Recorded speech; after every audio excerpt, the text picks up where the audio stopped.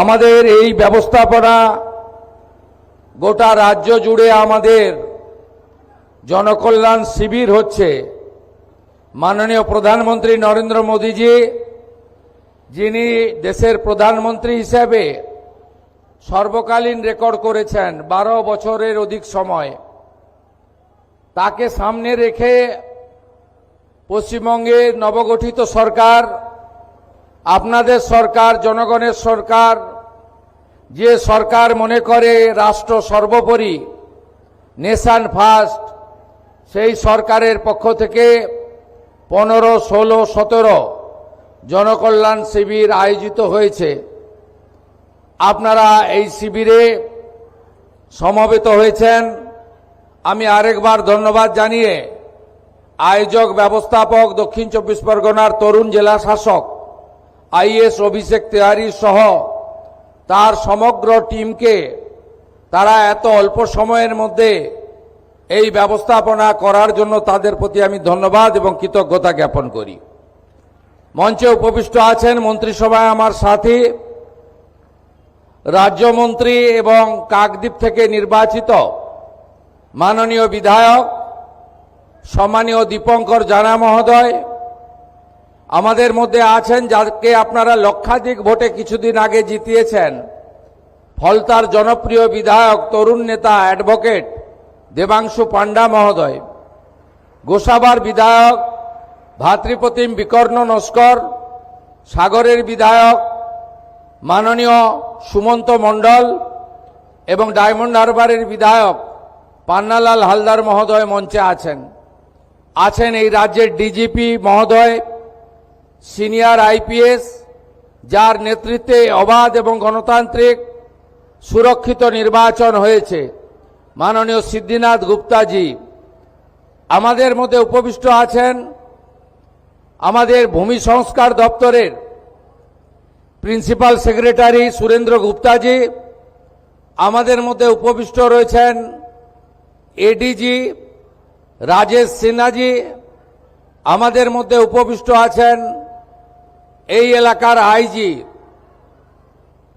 আমাদের এই জেলার নতুন এসপি চন্দ্রশেখর বর্ধন সহ আমাদের সাধারণ প্রশাসন, পুলিশ প্রশাসনের সমস্ত ব্যক্তিবর্গ। উপবিষ্ট আছেন সমাজসেবিকা শ্রীমতী সোমা ঘোষ, প্রাক্তন বিধায়ক দীপক হালদার এবং আরও সাথীবৃন্দ। সকলকে আমি যথাযথ সম্মান এবং অভিনন্দন জানাই। আপনারা জানেন এই শিবির থেকে 54টি ভারত সরকার এবং রাজ্য সরকারের যে স্কিম রয়েছে, সেই স্কিমে নাম নথিভুক্তকরণ করা এবং ফর্ম ফিল আপের মধ্য দিয়ে পোর্টালে আপলোড করার মধ্য দিয়ে আপনারা যাতে প্রত্যেকটি স্কিম পান তার ব্যবস্থা আমরা করেছি। আমরা এই শিবিরে যেহেতু অঞ্চলে অঞ্চলে করতে পারা যায়নি সময়ের অভাবে, তাই মানুষের লম্বা লম্বা লাইন পড়েছে এই শিবিরে। মানুষ এই সরকারের উপরে আস্থা রাখছেন, ভরসা রাখছেন।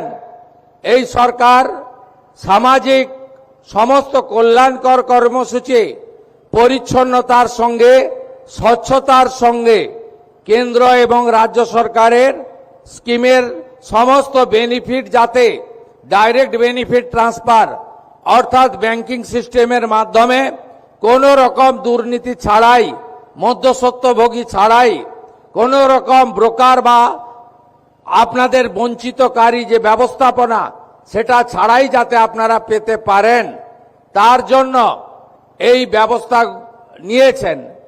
সেই কারণে আমরা এত মানুষের তাদের আশা প্রত্যাশা, দীর্ঘ লাইন, আমরা আগামীকাল 18 তারিখ পর্যন্ত গোটা রাজ্যে এই শিবির চালাবো, এই নির্দেশিকা দিয়েছি। আমরা আপনাদের কাছে যে কথাটা বলতে চাই, যে আপনারা জানেন যে এই 54টা স্কিমের মধ্যে সবচেয়ে গুরুত্বপূর্ণ স্কিম হচ্ছে আয়ুষ্মান ভারত। যে আয়ুষ্মান ভারতে পোর্টালে নাম নথিভুক্ত করলে আপনি ভারতবর্ষের যে কোনো জায়গায় সরকারি এবং বেসরকারি হসপিটালে 5 লক্ষ টাকা পর্যন্ত চিকিৎসা ফ্রি পাবেন।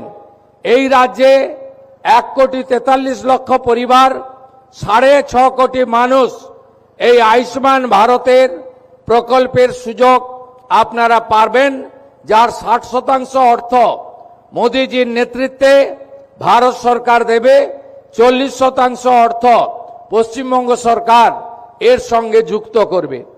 দ্বিতীয় কর্মসূচি আপনাদের কাছে আমি বলবো, প্রান্তিক মানুষরা, গ্রামে থাকা মানুষরা, স্বল্প রোজগার যারা করেন, তারা প্রধানমন্ত্রী সূর্য ঘর প্রকল্পে সোলার আলোর জন্য ব্যবস্থা নিন। 100 ইউনিটের জন্য 30,000 টাকা, 200 ইউনিটের জন্য 60,000 টাকা, 300 ইউনিটের জন্য 78,000 টাকা প্রধানমন্ত্রী সূর্য ঘরে আপনারা সাবসিডি বা ভর্তুকি পাবেন।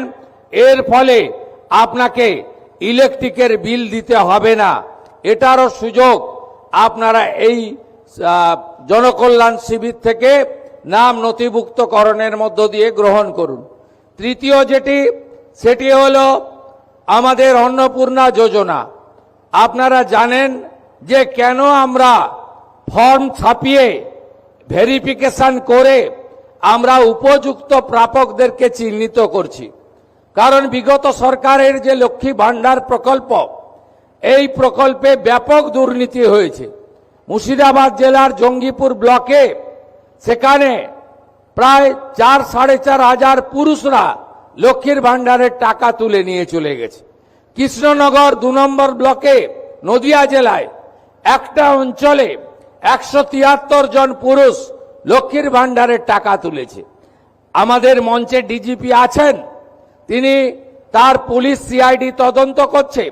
একটা বড় র্যাকেট আমাদের মা বোন দিদিদের হকের অর্থ, সরকারি অর্থ লুট করেছে। তাই আমরা পরিচ্ছন্নতার সঙ্গে ফর্ম ফিল আপের মাধ্যমে আমরা আপনাদের দিতে চাই। আমরা দিতে চাই তাদের যারা সরকার বা সরকার পোষিত বা প্রাইভেট স্কুল যেখানে সরকার অনুমোদিত, সেই স্কুলে আপনাদের বাচ্চাদেরকে পড়াশোনা আপনারা করান। সেক্ষেত্রে বেসরকারি প্রাইভেট স্কুলও আমরা দেব যারা কেন্দ্রীয় বা রাজ্য বোর্ডের অনুমোদন পেয়েছে। কিন্তু আমরা এমন কোন জায়গায় দেব না যেখানে ধর্মীয় শিক্ষা দেওয়া হয়, যেখানে ভারত বিরোধী কথা শেখানো হয়। সেখানে যারা পড়াশোনা করেন তাদের পড়াশোনাটা আমাদের মূল স্ট্রিম এডুকেশন, মূল ধারার শিক্ষার মধ্যে পড়ে না, আমরা তাদেরকে দেব না। যারা ভারত সরকারের, রাজ্য সরকারের বিভিন্ন ভ্যাকসিনেশন কর্মসূচিতে অংশগ্রহণ করেন না, ভ্যাকসিনেশন যখন হয় বলে এই টিকা আমার বাচ্চাকে লাগাবো না, এটা জন্ম নিয়ন্ত্রণের টিকা, তাই আমরা তাদেরকেও দেব না। তাই আপনারা সহযোগিতা করুন। ইতিমধ্যে জুন মাসে 3 তারিখে 28 লক্ষ মা বোন দিদির অ্যাকাউন্টে 3,000 টাকা করে ঢুকে গেছে। এখন অবধি 1,05,00,000 আমাদের মা বোন দিদি তারা এই অন্নপূর্ণা যোজনায় নাম নথিভুক্ত করেছেন। তাদের ভেরিফিকেশন কমপ্লিট করে আমরা পোর্টালে আপলোড করে দিয়েছি এবং এরা আগামী 1 জুলাই তারা এই জুন মাসের 3,000 করে টাকা অ্যাকাউন্টেও পেয়ে যাবেন, ঢুকে যাবে। এতটুকু চিন্তা করবেন না। এখনো যারা বাকি আছেন জনকল্যাণ শিবিরে আপনারা ফর্ম ফিল আপ করুন, আধিকারিকরা সাহায্য করবে এবং আমরা প্রয়োজন হলে আমাদের বাড়ি বাড়ি গিয়ে সেই বাজেট আছে আমি তার আগে বলতে পারবো না। অন্নদাতা ভগবান, কৃষক যারা আছেন কৃষকদের জন্য, তাদের জন্য আমরা কর্মসূচি নিতে চলেছি।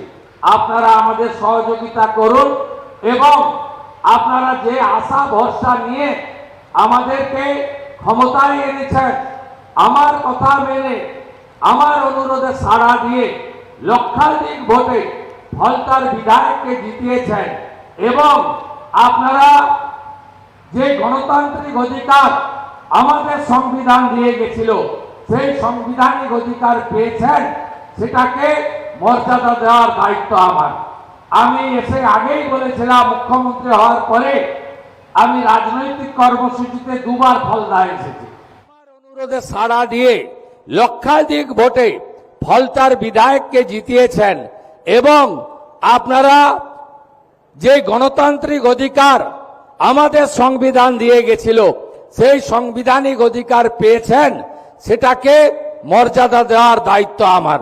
আমি এসে আগেই বলেছিলাম, মুখ্যমন্ত্রী হওয়ার পরে আমি রাজনৈতিক কর্মসূচিতে দুবার ফলতায় এসেছি, আজকে সরকারি কর্মসূচিতে এসেছি। সেদিনে আমি বলে গেছিলাম, ফলতা আদর্শ বিধানসভা হিসেবে, মডেল অ্যাসেম্বলি হিসেবে আমরা গড়ে তুলব। ফলতাতে এসি জেটে আমাদের এখানে আপনাদের সম্প্রসারণ, শিল্প তালুক গড়া, বন্দর ভিত্তিক অনেক প্রোগ্রাম আমরা নিচ্ছি। এর বাইরে ফলতা গ্রামীণ হসপিটাল, তাকে 100 বেডে উন্নীতকরণ করার সিদ্ধান্ত হয়েছে। প্রয়োজনীয় ডাক্তার, প্রধানমন্ত্রী জনঔষধি কেন্দ্র এবং আধুনিক চিকিৎসা সামগ্রী ফলতা হসপিটাল থেকে ফলতার গণদেবতা জনতা জনার্দন পাবেন। ফলতার বিডিও মহোদয় রয়েছেন, ডায়মন্ড হারবারের এসডিও রয়েছেন।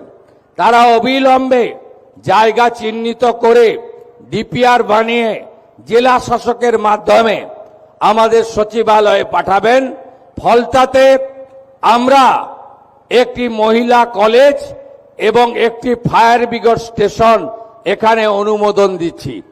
এর বাইরেও আমরা ফলতা থানাকে শক্তিশালী করা এবং ফলতা থানায় মহিলাদের জন্য আলাদা হেল্প ডেস্ক তৈরি করে এখানে আরো মহিলা অফিসারদেরকে আমরা নিয়োগ করব এবং পরিষ্কারভাবে বলে যাই, আইন হাতে তুলে নেবেন না।